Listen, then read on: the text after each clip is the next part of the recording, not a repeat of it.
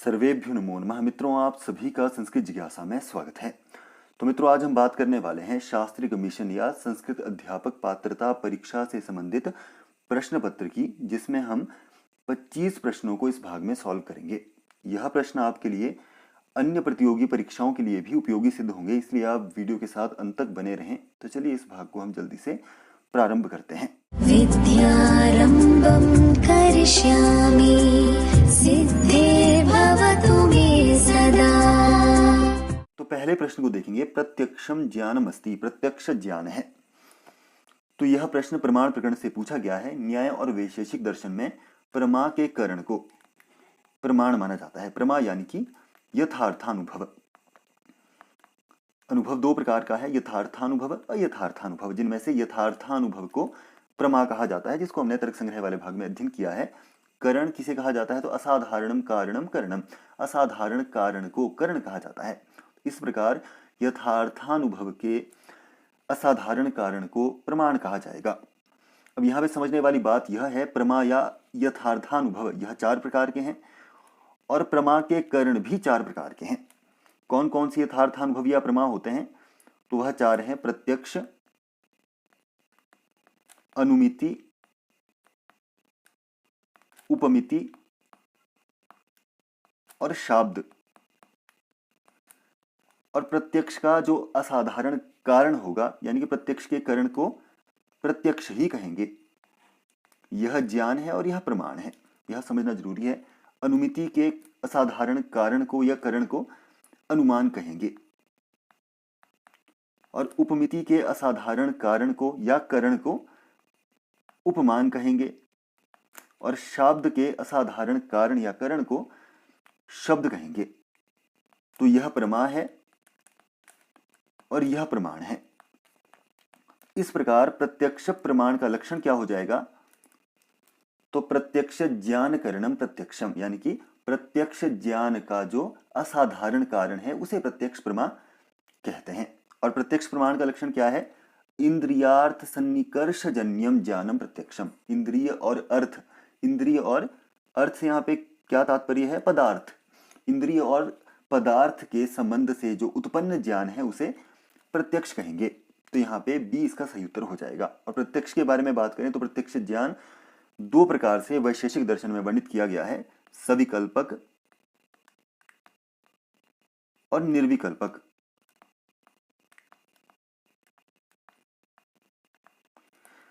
सविकल्पक और निर्विकल्पक यह 2 प्रकार से माना गया है। पहले हम बात करेंगे निर्विकल्पक की। तो इसका लक्षण है निष्प्रकारकम ज्ञानम निर्विकल्पकम यथेदम किंचित, यानी कि प्रकारता से शून्य ज्ञान को निर्विकल्पक कहते हैं। जैसे कि यदि हम इसका उदाहरण लें तो दूर से कोई वस्तु धुंधली सी दिखाई पड़ती है, परंतु यह निर्णय नहीं हो पाता है कि यह क्या है, पुरुष है या खंबा है या वृक्ष है, क्या है, ऐसा निर्णय नहीं हो पाता है। तो इन सभी प्रकारता, कैसी प्रकारता? संज्ञा, जाति या विशेषण, विशेष्य, इनसे जो हीन ज्ञान है उसे निर्विकल्पक कहते हैं। बस कुछ है, यह जरूर है, ऐसा ज्ञान निर्विकल्पक कहेंगे। जैसे कि मैंने आपको इसका उदाहरण दिया। तो यहाँ उस वस्तु के नाम, जाति आदि का ग्रहण नहीं होता है, अतः विशेष्य, विशेषण आदि प्रकारता से शून्य ज्ञान निर्विकल्पक प्रत्यक्ष कहलाता है। इसे ही हम निर्विकल्पक प्रत्यक्ष प्रमा कहते हैं। और सविकल्पक की बात करें तो सब प्रकारकम ज्ञानम सविकल्पकम यथा डित्थोयम ब्राह्मणोयम श्यामोयम इति, यानी कि नाम, जाति आदि विशेषण और विशेष्य के संबंध से युक्त ज्ञान को सविकल्पक प्रत्यक्ष कहा जाएगा। जैसे कि डित्थ, डित्थोयम, यह डित्थ है। डित्थ किसे कहा जाता है? तो लकड़ी से बने हाथी, इसका नाम क्या है? डित्थ। तो नाम से युक्त यह ज्ञान है, तो यह कैसा हुआ? सविकल्पक प्रत्यक्ष हुआ। वैसे ही डित्थोयम ब्राह्मणोयम, तो ब्राह्मणत्व जाति से विशिष्ट यह ज्ञान है, तो यह कैसा हुआ? ब्राह्मणोयम, यह ज्ञान है सविकल्पक ज्ञान। और वैसे ही श्यामोयम, तो श्याम गुण से युक्त यह वर्ण या गुण है, इसीलिए इसका नाम क्या हुआ? सविकल्पक प्रत्यक्ष इसका ज्ञान हुआ। इस प्रकार से 2 प्रकार का प्रत्यक्ष होता है। प्रत्यक्ष प्रमा की यहाँ पे बात मैं कर रहा हूँ। प्रत्यक्ष प्रमा कितने प्रकार की है? 2 प्रकार की है, सविकल्पक और निर्विकल्पक, जिनके उदाहरण मैंने आपके सामने रखे। तो इसमें हमने जाना ऑप्शन नंबर बी। बहुत सारे प्रश्नों को हम इसमें सॉल्व करेंगे। 25 से कम 100 200 300 प्रश्नों को यहाँ पे समझ के जाएंगे, तभी हमारा यह वीडियो देखना सार्थक होगा। तो अगला देखते हैं, तंतुपटयोः अस्ति संबंधः, यानी कि तंतुपट का संबंध है। तो वैशेषिक दर्शन में 7 पदार्थ माने गए हैं। कौन कौन से? द्रव्य, गुण, कर्म, सामान्य, विशेष, समवाय और अभाव। इनमें से एक है समवाय। समवाय यानी कि समवाय का लक्षण है नित्य संबंध समवाय, अयुत सिद्ध वृत्ति, यानी कि नित्य संबंध को समवाय कहते हैं। समवाय किसे कहते हैं? नित्य संबंध को। नित्य किसे कहा जाता है? आदि और अंत से रहित, जिसका आदि या अंत न दर्शाया जा सके उसे नित्य सामान्य तौर पर हम कहते हैं। तो नित्य संबंध को क्या कहते हैं? समवाय कहते हैं। और वह समवाय कहाँ रहता है? अयुत सिद्ध पदार्थों में रहता है। अब यहाँ पे अयुत सिद्ध, इस चीज को समझ लेना बहुत ही आवश्यक है। तो अयुत सिद्ध का लक्षण क्या है? ययोः द्वयोः मध्ये एकम अविनश्यद अवस्थम अपराश्रितौ अवतिष्ठते तौ अयुत सिद्धौ, यानी कि जिन दोनों के मध्य में एक अवस्था नष्ट होने तक दूसरे के आश्रित रहता है, वैसे दोनों पदार्थ अयुत सिद्ध कहलाते हैं। इसको हम उदाहरण से समझेंगे किन किन में अयुत सिद्ध रहता है। अयुत सिद्ध वृत्ति किन किन में रहती है? अव्यव और अवयवी।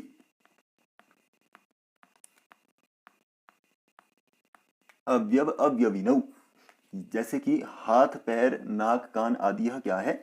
अव्यव। अवयव यानी कि अंग, यह सभी हमारे शरीर के अंग हुए। और अवयवी यानी कि अंगी, जैसे कि हमारा शरीर। तो हाथ, पैर, नाक, कान आदि क्या है? अवयव।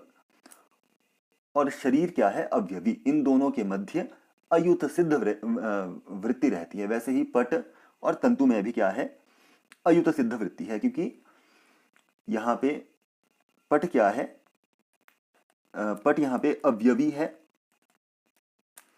और तंतु क्या है? यहाँ पे अवयव है।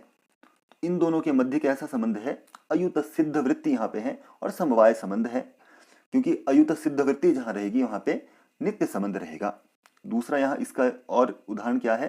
पहला है अव्यवाव्यविनौ गुण गुणिनौ, गुण और गुणी के मध्य,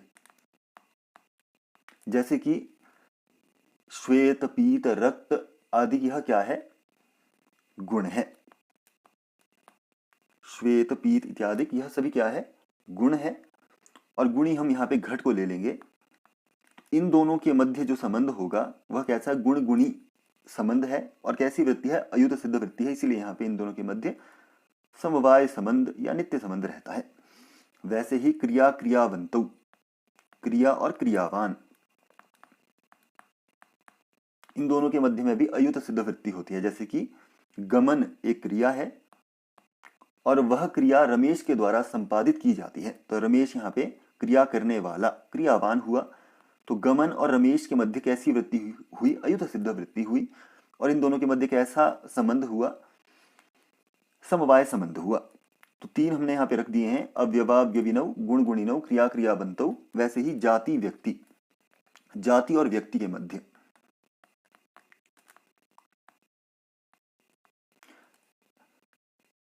एकम नित्यम अनेकानुगतम सामान्यम, सामान्य को ही यहाँ पे जाति कहा गया है।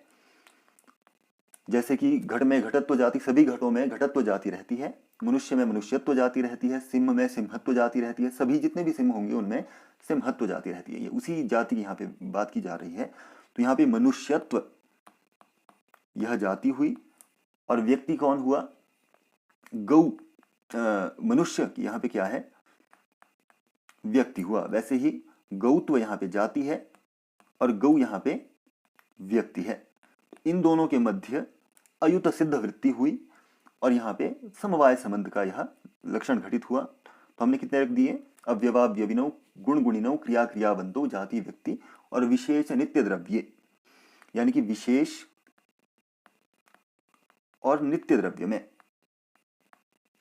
क्या होती है? अयुत सिद्ध वृत्ति होती है। जैसे कि पृथ्वी, जल, वायु, तेज, आकाश, काल, दिशा, आत्मा, मन, यह सभी क्या है? नित्य द्रव्य हैं। पृथ्वी कैसे नित्य हुई? तो नित्या परमाणु रूपा, अनित्या कार्य रूपा। तो यह भी नित्य हुआ। जल भी नित्य परमाणु रूप में है। वायु भी नित्य जो है वह परमाणु रूप में है। तेज भी नित्य परमाणु रूप में है। आकाश नित्य ही है। काल, दिशा आत्मा और मन, यह सभी नित्य द्रव्य हुए। और इनको अलग करके दिखाने वाला विशेष, जैसे कि पृथ्वी विशेष, तो इन दोनों के मध्य में भी अयुत सिद्ध वृत्ति होती है, इसीलिए यह नित्य संबंध हुआ। तो तंतु और पट में, तंतु क्या है और पट क्या है, तो यहाँ पे पट अवयवी है, अवयवाव्यविनौ यहाँ पे संबंध हुआ, और तंतु क्या है, अवयव हुआ, इसीलिए इन दोनों के मध्य में अयुत सिद्ध वृत्ति हुई। और कौन सा संबंध हुआ, नित्य संबंध हुआ, यानी कि समवाय संबंध हुआ, समवाय संबंध हुआ। तो इसमें कौन सा उत्तर सही हो जाएगा, ऑप्शन नंबर ए इसका सही उत्तर हो जाएगा। अगला देखते हैं, हेत्वाभासः कतिविधः, हेत्वाभास कितने प्रकार के हैं। तो हमने पहले भी जाना है कि अनुमान जो प्रमाण है वह दो प्रकार का होता है, स्वार्थानुमान और परार्थानुमान। तो मैं शुरू से, ताकि आप पूरे विषय को समझ सकें, अनुमान दो प्रकार का है, स्वार्थ और परार्थ के भेद से।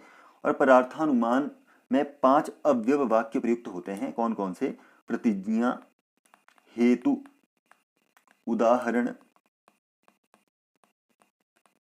उपनय और निगमन, किसमें होते हैं, परार्थानुमान में होते हैं। यह 5 अव्यव जो वाक्य हैं वह इसमें प्रयुक्त होते हैं। इनमें से जो हेतु है उसका अर्थ क्या है, लिंग, और जो वह लिंग है वह 3 प्रकार का होता है, अन्वय व्यतिरेकी, केवलान्वयी और केवल व्यतिरेकी। परंतु जो हेतु नहीं है परंतु हेतुवद प्रतीत होता है उसे हम हेत्वाभास की श्रेणी में रखते हैं। इसके बहुत सारे अपर नाम भी है, जैसे कि इसको हम कहते हैं असद हेतु भी कहते हैं, दुष्ट हेतु भी कहते हैं, दूषित हेतु। इन सभी संज्ञाओं से हेत्वाभास को बुलाया जाता है। कितने प्रकार के हैं, 5 प्रकार के हैं। कौन कौन से, सव्यभिचार, विरुद्ध, सत्प्रतिपक्ष, असिद्ध और बाधित। कौन कितने प्रकार का होता है यह भी जान लीजिए। सव्यभिचार को अनैकांतिक कहा जाता है, सव्यभिचार को ही अनैकांतिक कहा जाता है। इसके अतिरिक्त यह 3 प्रकार का होता है, साधारण, असाधारण और अनुपसंहारी, इन 3 भेद से। इसके अतिरिक्त असिद्ध जो है वह भी 3 प्रकार का होता है, आश्रया सिद्ध, स्वरूपा सिद्ध और व्याप्यत्वा सिद्ध, यह 3 प्रकार का है। इस प्रकार से जो तर्क संग्रह में आपको वर्णन मिलेगा। तो यहाँ पे बी इसका सही उत्तर हुआ। अगला प्रश्न देखते हैं, न्याय मते प्रमाणानि सन्ति, न्याय के मत में कितने प्रमाण हैं। तो न्याय दर्शन के बारे में थोड़ी चर्चा करें। इसके प्रणेता कौन से, मुख्य तौर पे 9 दर्शन हमारे भारतीय मुख्य दर्शन हैं, जिनमें से 6 आस्तिक और 3 नास्तिक की श्रेणी में आते हैं, जिनमें से सांख्य, योग, न्याय, वैशेषिक और मीमांसा और वेदांत, यह 6 कैसे हैं, आस्तिक हैं। बौद्ध, जैन और चारवाक, यह 3 नास्तिक दर्शन की श्रेणी में आते हैं। इनमें से न्याय दर्शन, उसके प्रणेता कौन है, महर्षि गौतम है, और जिन्होंने न्याय सूत्र की रचना की है। न्याय सूत्र में जो उसका विभाजन कैसे हुआ है, उसमें 5 अध्याय हैं और 60 से 70 के बीच में उसमें सूत्रों की संख्या मिलती है। न्याय दर्शन में 16 प्रमाणों को मान्यता दी, 16 पदार्थों को मान्यता दी जाती है। कौन कौन से हैं, प्रमाण, प्रमेय, संशय, प्रयोजन, दृष्टांत, सिद्धांत, अव्यव, तर्क, निर्णय, वाद, जल्प, वितंडा, हेत्वाभास, छल, जाति और निग्रह स्थान, यह 16 इसमें क्या माने गए हैं, पदार्थ माने गए हैं। और इनमें से जो पहला पदार्थ है उसका नाम है प्रमाण।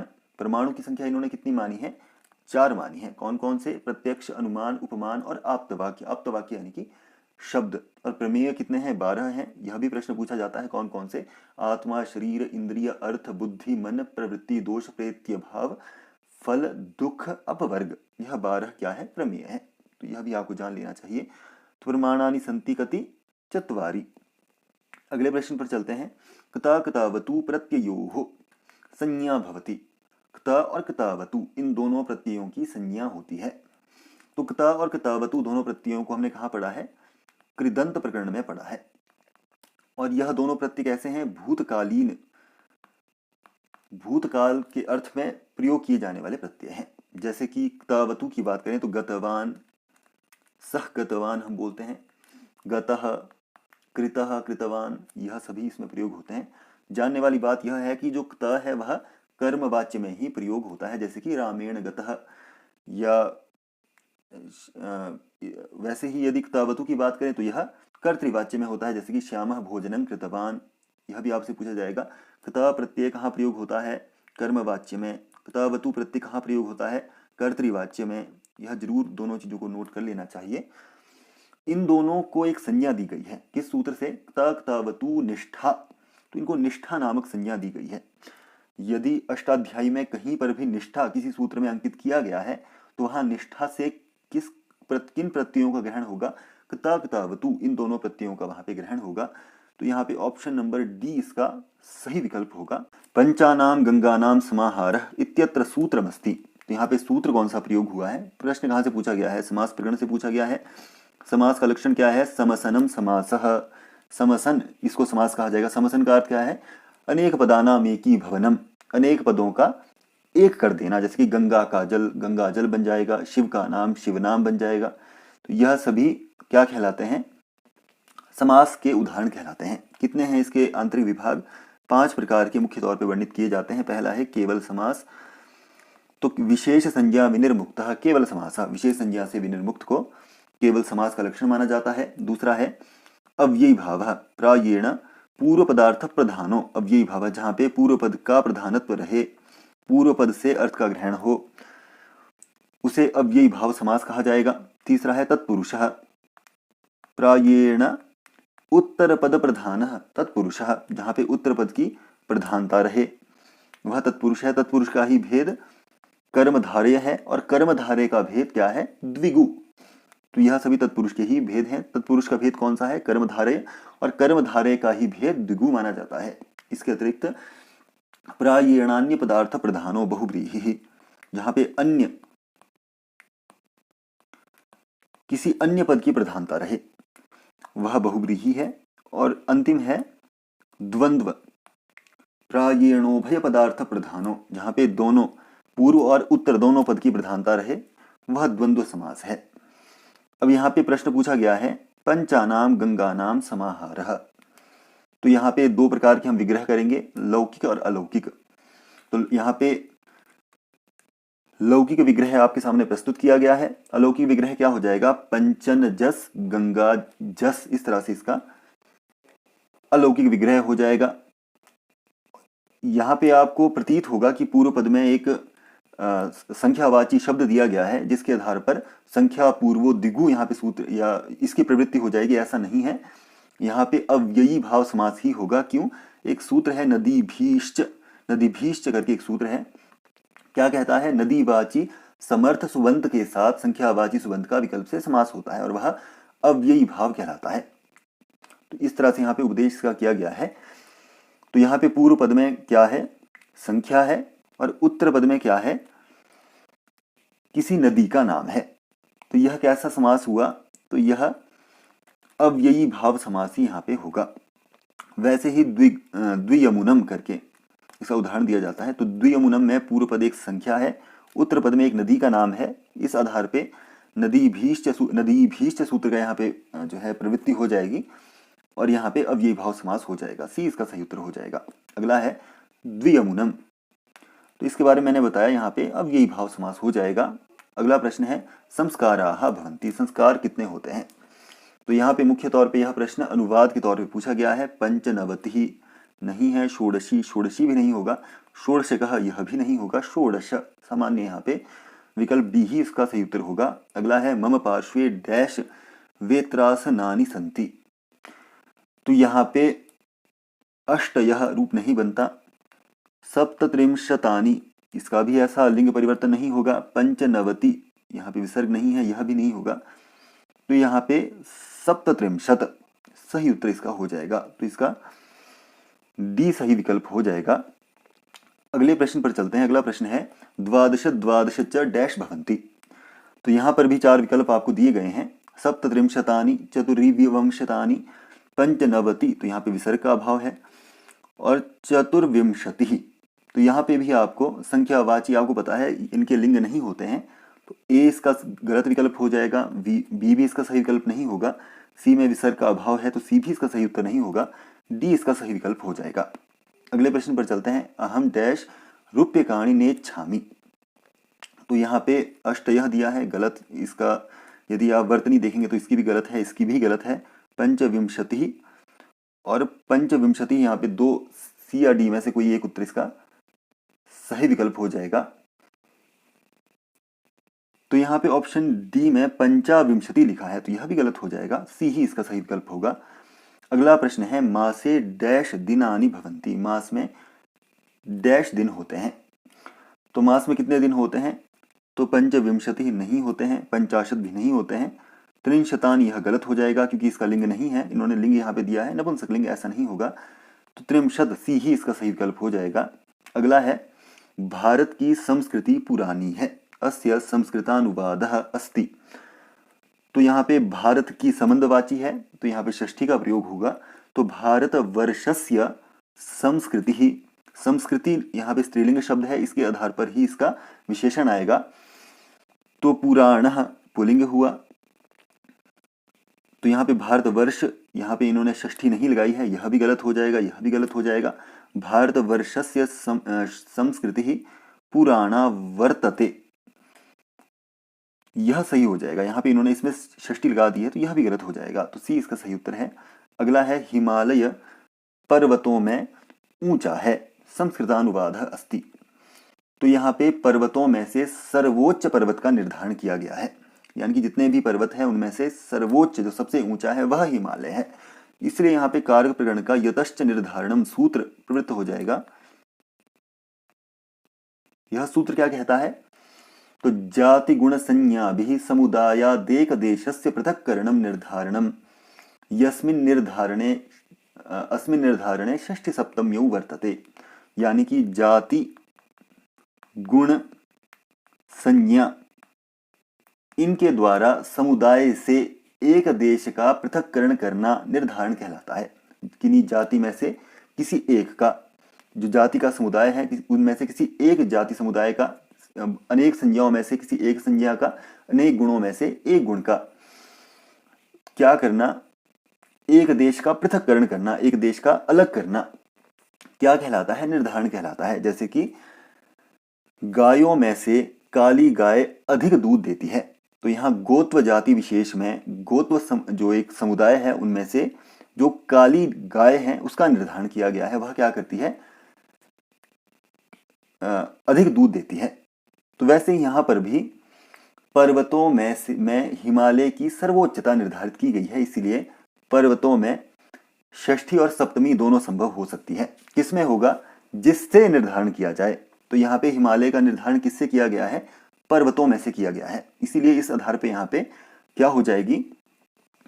यहाँ पे षष्ठी या सप्तमी हो जाएगी। इस आधार पे हम पर्वतानाम और पर्वतेषु यह दोनों यहाँ पे निर्धारण किया जा सकता है, परंतु हिमालय पर्वतेषु उच्चः वर्तते, डी इसका सही विकल्प होगा। किस आधार पर सही विकल्प होगा, या अन्य जो यहाँ पे विकल्प है वह सही क्यों नहीं है? तो हिमालयात आप देखें तो यह यहाँ पे गलत पद है। अगला है हिमालय पर्वतेषु उच्चः वर्तन्ते, तो यह भी यहाँ पे क्रियापद कर्ता के अनुसार नहीं है, तो यह भी गलत हुआ। हिमालय पर्वतानाम उच्चः वर्तते, तो यह भी इसका सही विकल्प हो सकता है। और हिमालय पर्वतेषु उच्चः वर्तते, तो यह दोनों ही इसके सही विकल्प एक मायने में रखे जाएं तो दोनों ही सही हैं, परंतु डी को यहाँ पे ज्यादा अच्छा विकल्प माना जाएगा। अगला देखते हैं शमेन सिद्धिं मुनयो न भूभृतः इदम वाक्यम अस्ति, तो यह वाक्य लिया गया है। तो इसके बारे में मैंने आपको एक विशेष वीडियो पहले भी प्रोवाइड की है, उसमें आप इसको देख सकते हैं। तो यह किरातार्जुनीयम से ली गई है। किसका ग्रंथ है? भारवी का ग्रंथ है। और इसकी विशेषता क्या है? तो बृहत त्रयी में इसका स्थान कौन सा आता है? पहला आता है। तो किरातार्जुनीयम, शिशुपाल वधम और अंतिम आता है नैषधीय चरितम, यह तीनों बृहत त्रयी में आते हैं, जिनमें से पहला स्थान किरातार्जुनीयम का आता है। तो ए इसका सही उत्तर होगा। कहाँ से लिया गया है? प्रथम सर्ग से लिया गया है। कितने सर्ग इसमें टोटल हैं? 18 इसमें सर्गों की संख्या है। वीर रस की इसमें प्रधानता मिलती है। और इसका उपजीव्य ग्रंथ कौन सा है? तो महाभारत का जो वन पर्व है वह इसका उपजीव्य ग्रंथ मिलता है।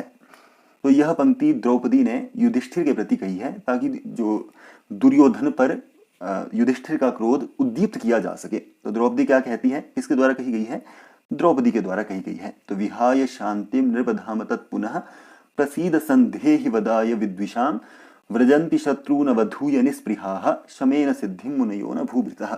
इस तरह से उसने यहाँ पंक्ति कही है, तो इसमें ए इसका सही उत्तर हो जाएगा। अगला है सह किम सखा साधु न शास्त्री योधिपम इदम वाक्यम अस्ति। तो यह भी किरातार्जुन नियम से ली गई है, प्रथम सर्ग से ही यह वर्णित की गई है।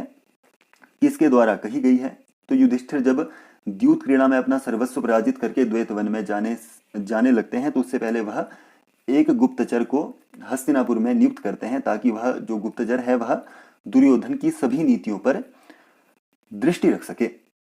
अब जब युधिष्ठिर द्वैत वन में रहने लगे हैं, तो वह गुप्तचर दुर्योधन की सभी सूचनाओं को युधिष्ठिर के पास कहने आता है। उस समय दुर्योधन अच्छे से प्रजापालन में लगा हुआ है और उसकी सभी नीतियों से प्रजा भी संतुष्ट है। इस सूचना को कहने से पहले वह गुप्तचर एक भूमिका को बांधता है, जिसमें ही वह कहता है कि सह किम सखा साधु न शास्ति योधिपम हितान्नयः संशृणुते सकिम प्रभु सदानुकूलेषु हि कुर्वते रतिं नृपेष्वमात्येषु च सर्वसंपदः। तो यह वाक्य उसने कहा है, तो यहाँ पे ए ही इसका सही उत्तर होगा। अगला प्रश्न देखते हैं शे योग अनम, तो इसका रूप क्या बन जाएगा? तो यहाँ पे मूल स्थिति क्या है? शींग धातु है और कृत्य ल्युटो बहुलम से यहाँ पे कौन सा प्रत्यय कर देंगे? ल्युट प्रत्यय कर देंगे। ल्युट का आपको पता है कि लकार का अनुबंध लोप होगा, टकार का भी अनुबंध लोप होगा, यू मात्र शेष रहेगा और युवो ऋणाको सूत्र से यहाँ पे यू को अन आदेश हो जाएगा। शी अन ऐसी स्थिति हमारे पास बन जाएगी और इसको गुण कर देंगे तो शे अन ऐसी स्थिति हमारे पास उपलब्ध होगी।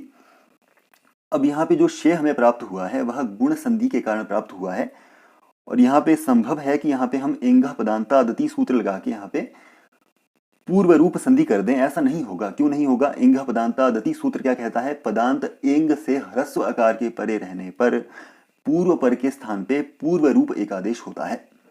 तो इस सूत्र की प्रवृत्ति क्यों नहीं हुई? क्योंकि जो यहाँ पे हमें शी से शे प्राप्त हुआ वह गुण संधि के कारण प्राप्त हुआ है। मूल जो इसका रूप है वह शी ही है, इसीलिए यहाँ पे कौन सा सूत्र प्रवृत्त होगा? एचो यवा या वह सूत्र से एकार के स्थान पे अय हो जाएगा।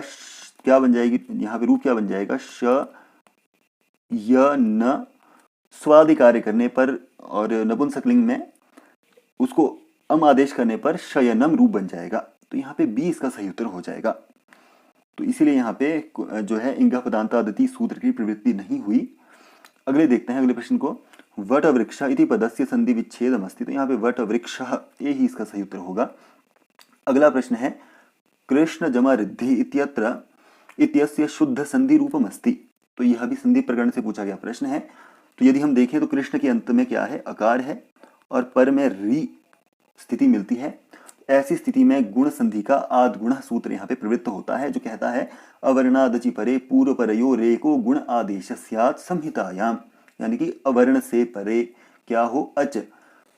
तो पूर्व और पर के स्थान पर क्या हो जाएगा? गुण संज्ञक एक आदेश हो जाएगा।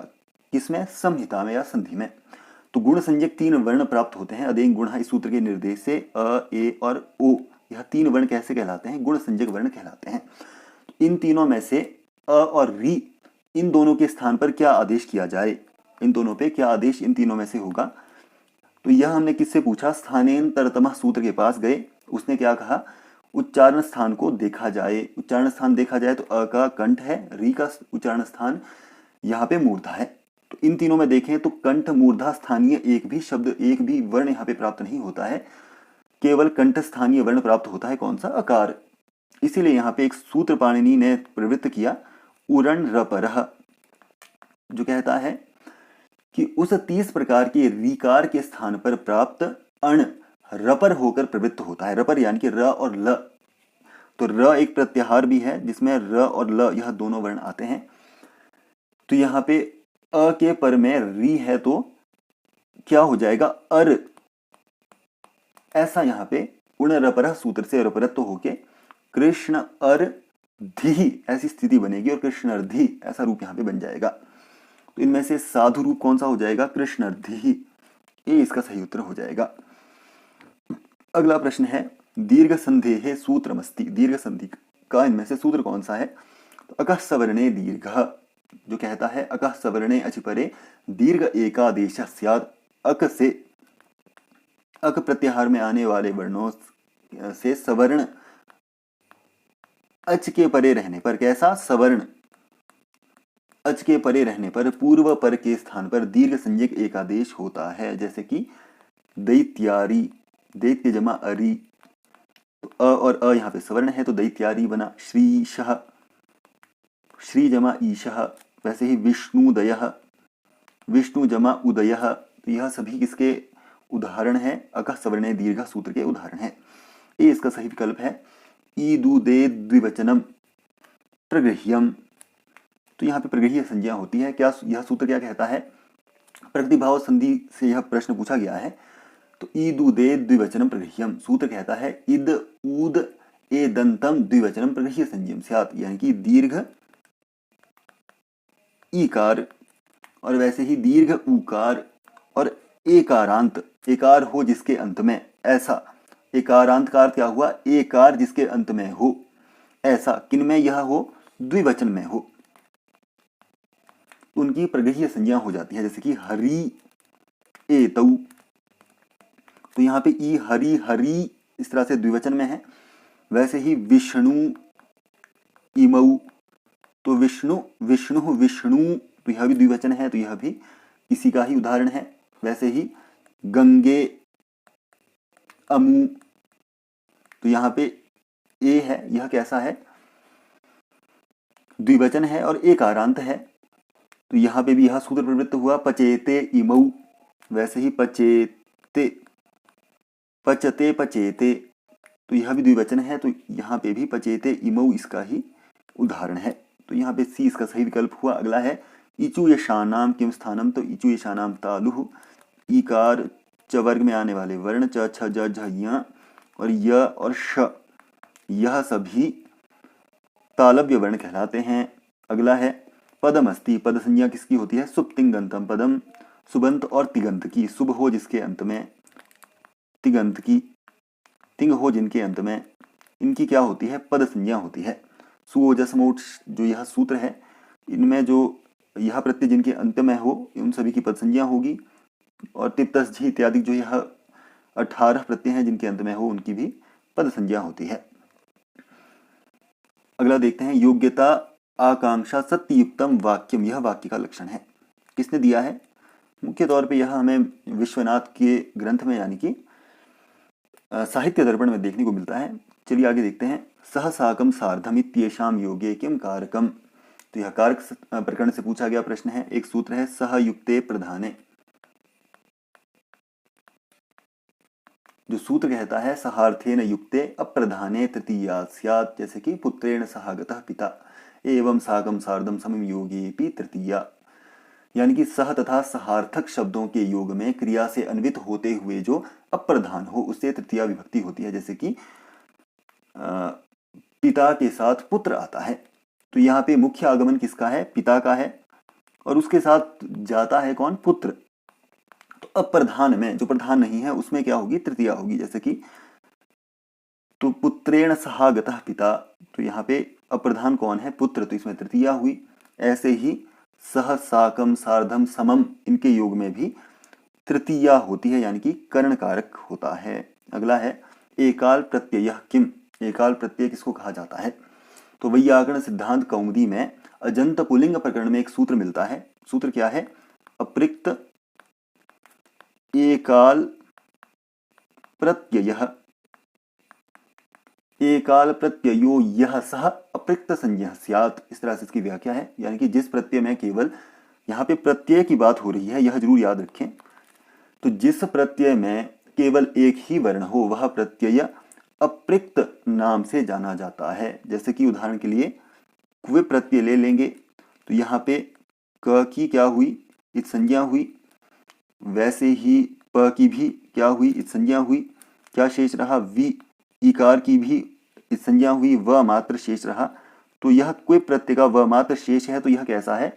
अपृक्त प्रत्यय है, एकाल प्रत्यय है, तो यह यहाँ पे अपृक्त संज्ञा इसकी होगी। वैसे ही साधारण ले तो सु प्रत्यय लेंगे यदि, तो इसमें भी उकार की संज्ञा होके समात्र शेष रहेगा।